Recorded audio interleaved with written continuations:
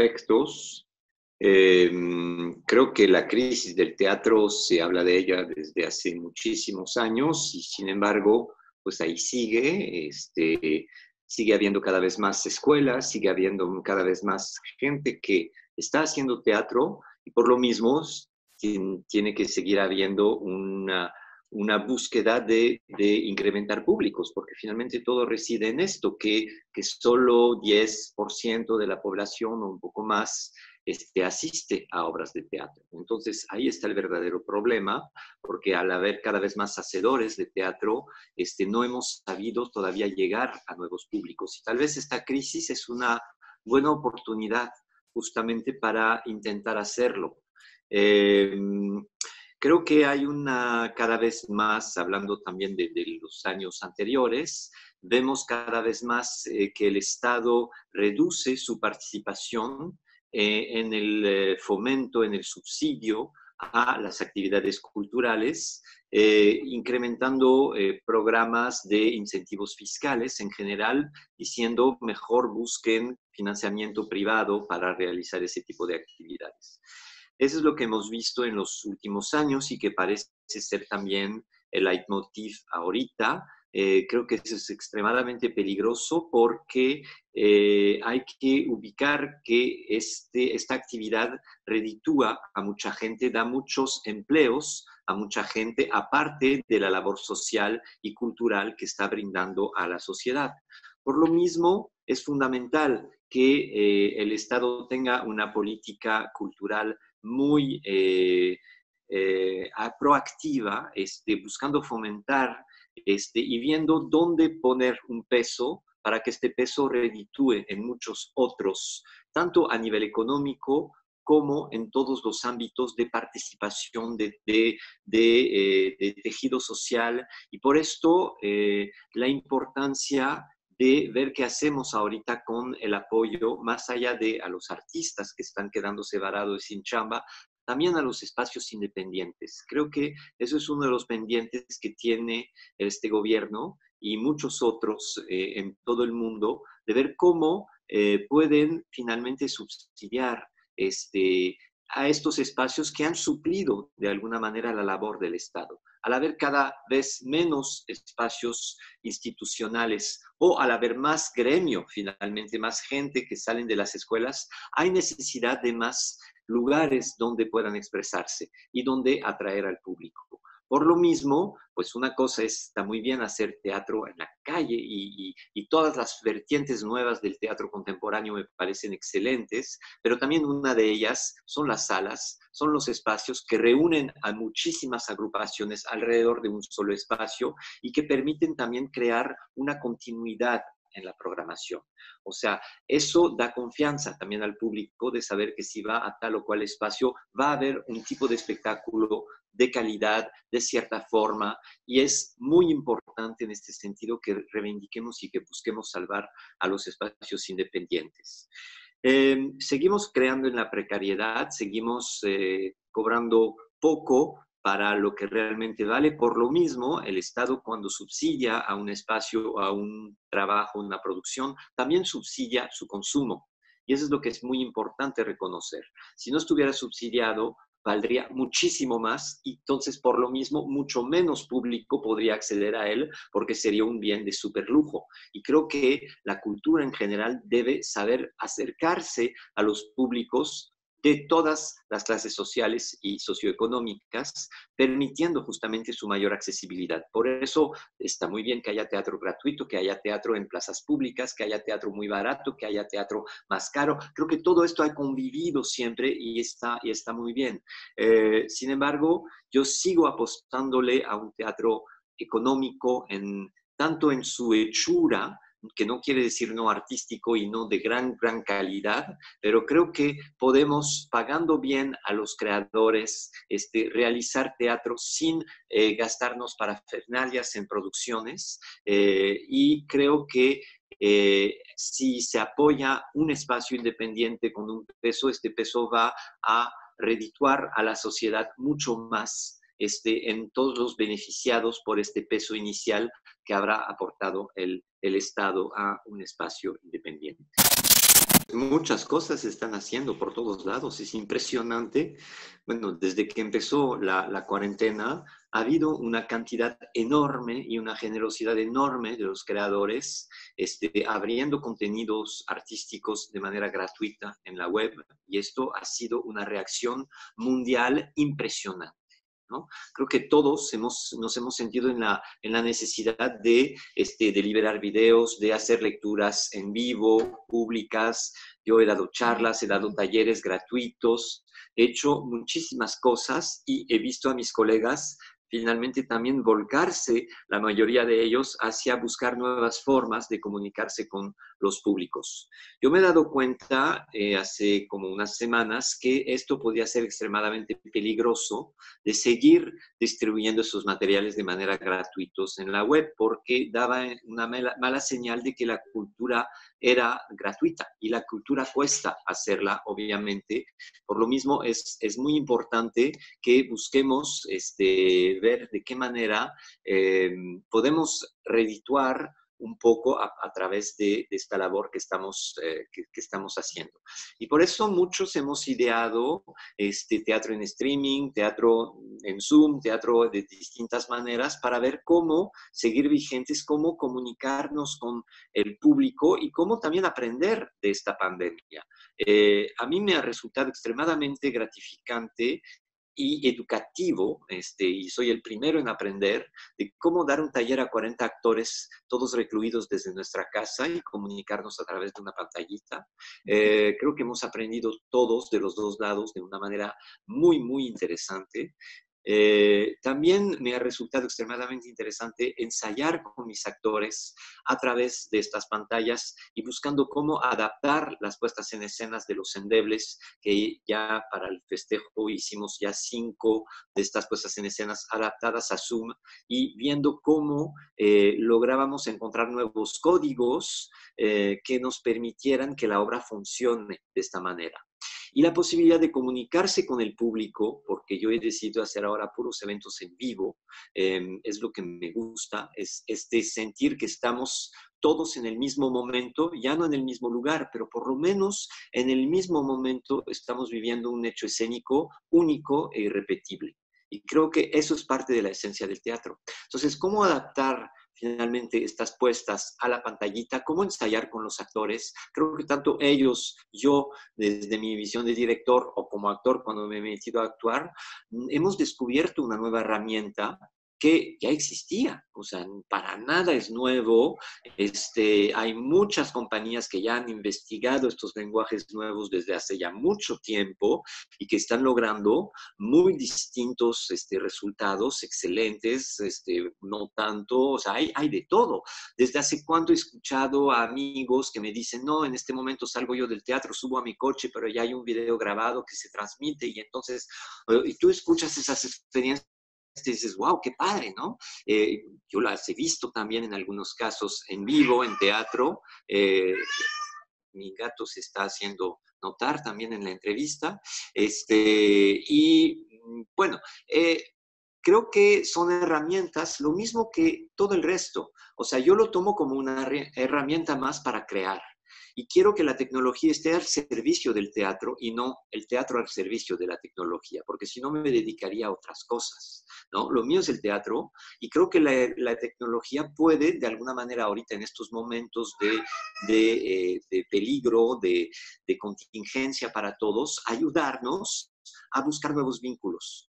Y cuando hemos propuesto estas obras al público, la verdad, saber que nos ven desde otros países, desde otras latitudes, le encanta meterse a cuadro. Le voy a abrir la ventana, perdóname, porque si no va a seguir durante toda la entrevista. Bastante.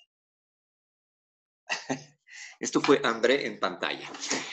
No estaba previsto, perdón por la improvisación, pero este tipo de cosas también tenemos que resolver. Me ha pasado de todo con las funciones en vivo. De repente gente que entra tarde, lo mismo que en el teatro, y que prende su cámara mientras ya los actores estamos actuando, o gente que deja caer su celular y se le prende el audio, se le prende la cámara, o qué sé yo. Y son cosas que es lo mismo que pasa en el teatro. Son accidentes que tenemos que resolver, y se pone muy divertido. Creo que es un juego y hay que tomarlo como tal.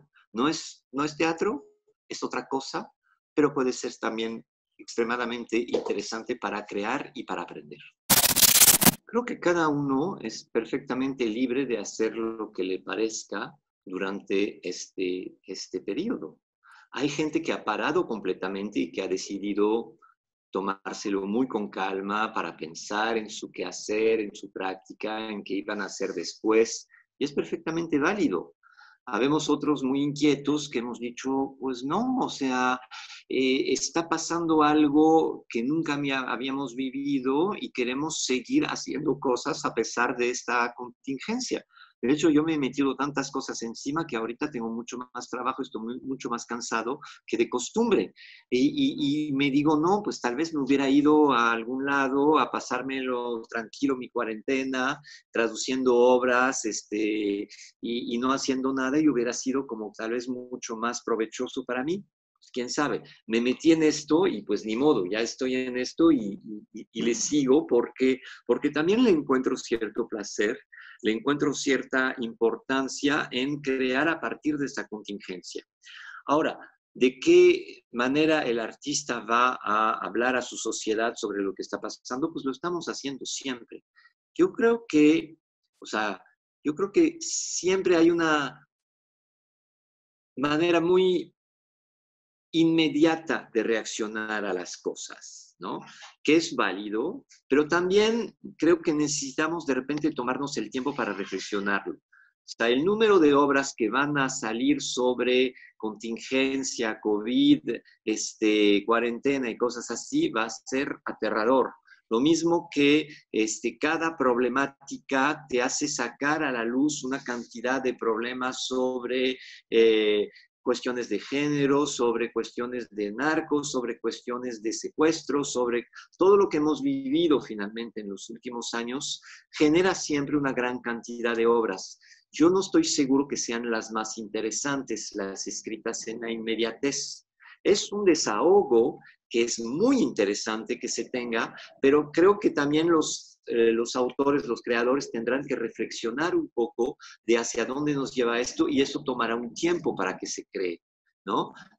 Por eso yo estoy viendo claro que las obras que se me antojan montar ahora tal vez no son las mismas de las que se me antojaba montar hace 3 meses, porque algo nos ha pasado.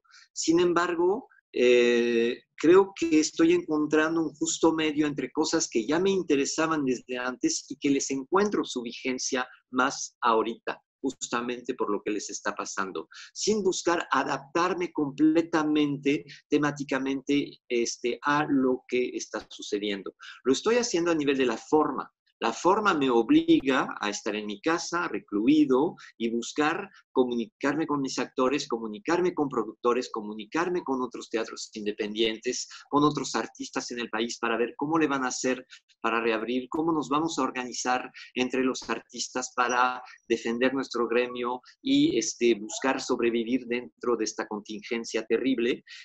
Pero eso no va a incidir, o sea, no, eso es distinto al trabajo creativo, al trabajo artístico.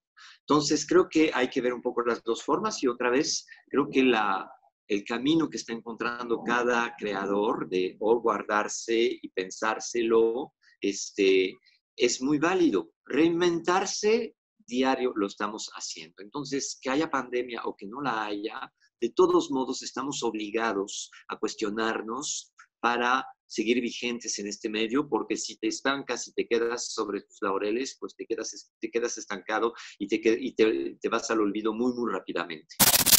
Bueno, siempre habrá público para todo tipo de experiencias teatrales. Habrá público que necesitará ir a una sala oscura, en un teatro a la italiana o con otro formato escénico. Habrá gente que le gustará más ver teatro de calle, habrá gente que le seguirá gustando ir a casas para ver microteatro. Creo que esto va a seguir vigente.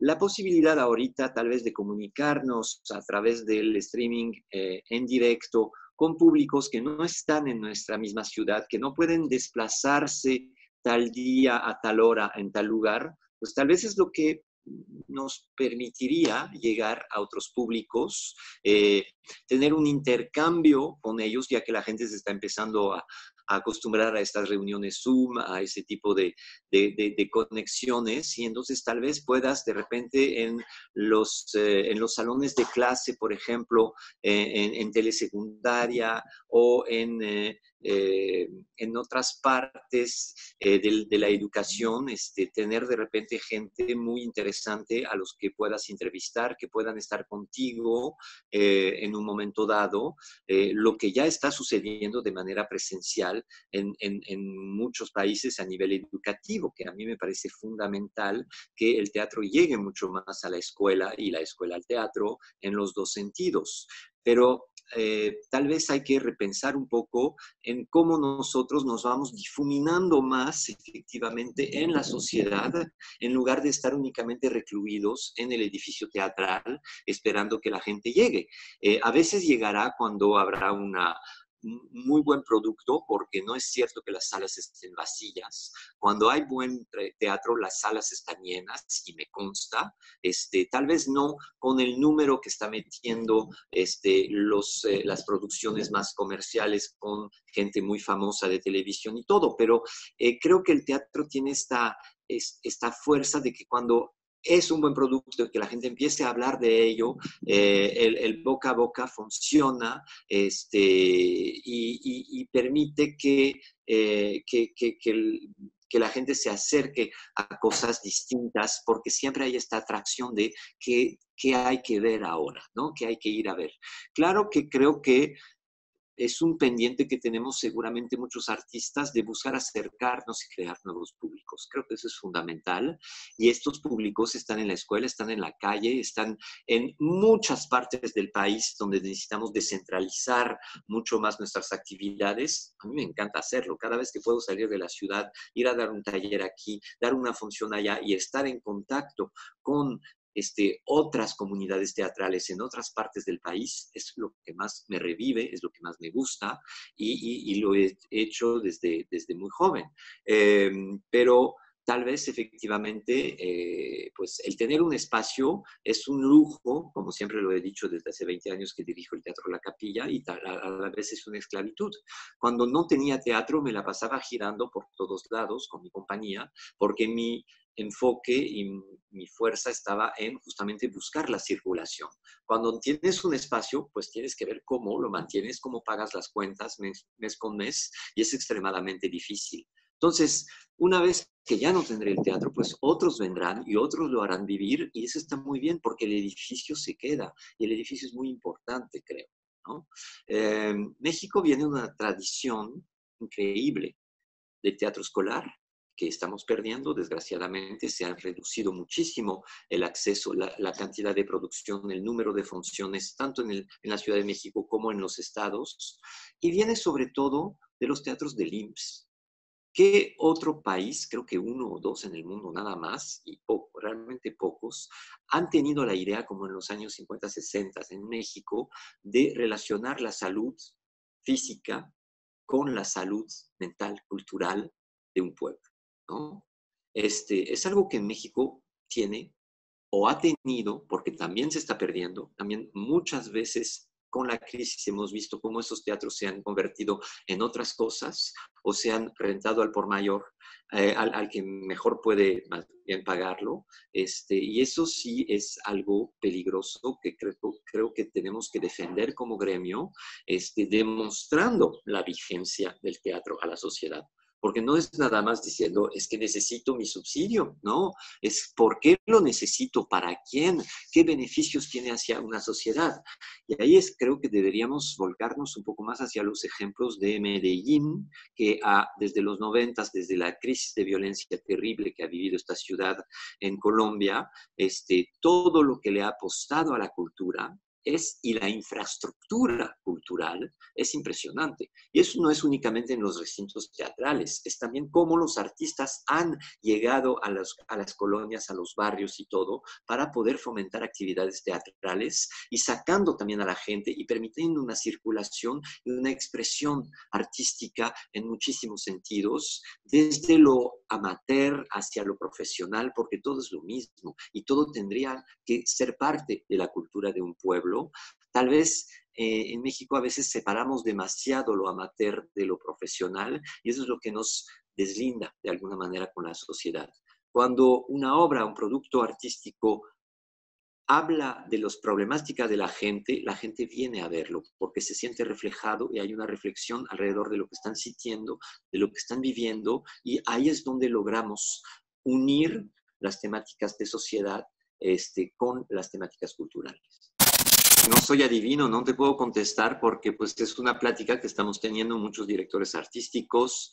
Yo estoy proponiendo una idea a partir de la creación de un EFI Artes, un EFI Teatro específicamente para teatros independientes. Me parece fundamental no únicamente apoyar producciones, sino apoyar espacios que sean generosos con la comunidad, tanto con el público al bajar precios, al permitir una gran accesibilidad a las obras culturales, pero también con las compañías que programan. Si hubiera 100 teatros subsidiados en todo el país y que estos 100 teatros abarcaran a 500 compañías, albergando cada uno, 5 compañías cada uno y permitiéndoles ser su sede creadora y todo, esto generaría mucho empleo, mucha actividad económica, cultural, que sería muy favorable. Y es lo que estamos haciendo los independientes, muchas veces sin apoyo. Creo que es cada vez más importante en ese sentido buscar apoyar los espacios independientes para que no se muera y no se caiga esta infraestructura que es extremadamente frágil. Cuesta mucho crear un público, cuesta mucho la permanencia de los espacios y esa es esta permanencia la que permite crear infraestructura, la que permite tejer redes, tanto a nivel local como a nivel nacional e internacional. Y creo que hay que apostarle a esta continuidad versus los apoyos tan individuales y esporádicos y por poco tiempo. Por eso me parece que el programa México en Escena del FONCA es uno de los más importantes que ha creado, porque justamente es el de los pocos o únicos que permiten un apoyo a mediano y largo plazo. Y esto creo que es algo fundamental que muchas veces se nos está olvidando, pensando que se trata de privilegios. No, la verdad, echarse un espacio al hombro no es ningún privilegio, o sea, es unos dolores de cabeza, de panza, de todo lo que tú quieras, de ver cómo lo vas a mantener. Y creo que hay que valorar mucho ese tipo de iniciativas, porque pues el artista si no está cada vez más llevado a ser individualista, a trabajar por su cuenta, a venderse al mejor postor, y crear cosas en grupo es la esencia misma del teatro.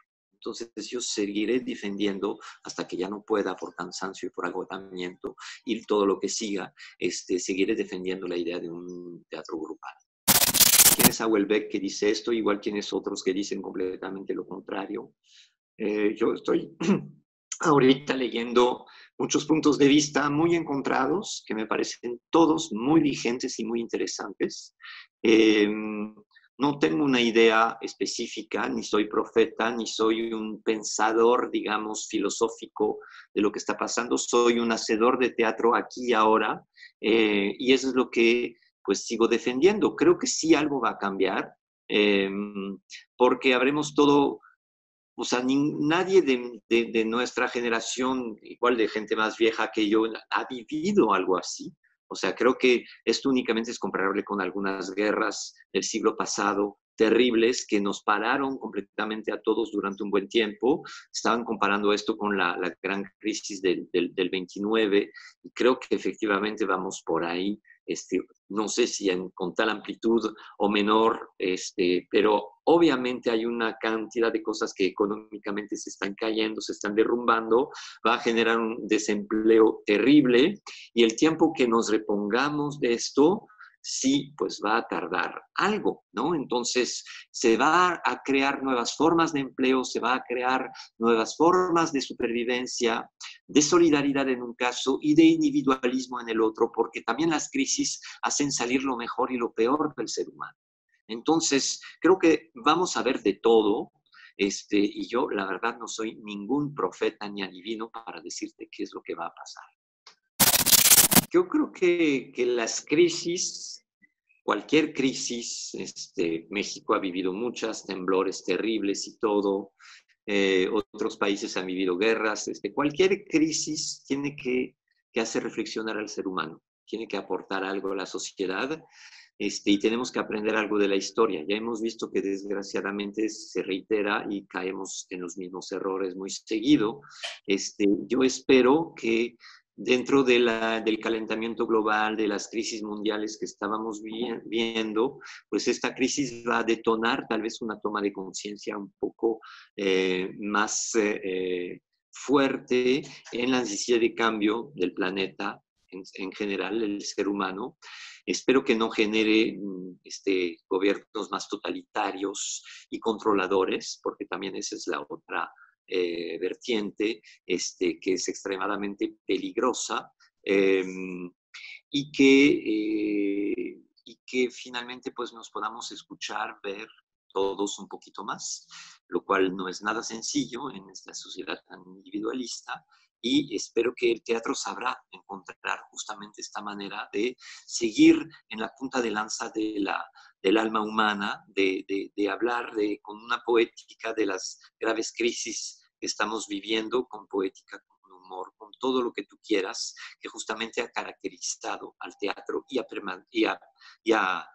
y lo ha hecho perenne, o sea, y lo ha hecho que permanezca a través de tantas crisis, de tantos dramas, de tantas violencias.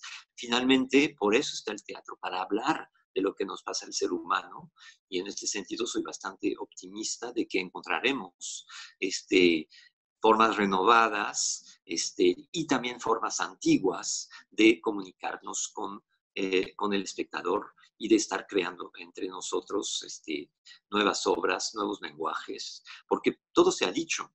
El chiste es decirlo cada vez de una manera distinta, con una poética propia del momento, y eso es lo que estaba pasando en México antes de la pandemia y en el mundo, y yo creo que seguirá pasando.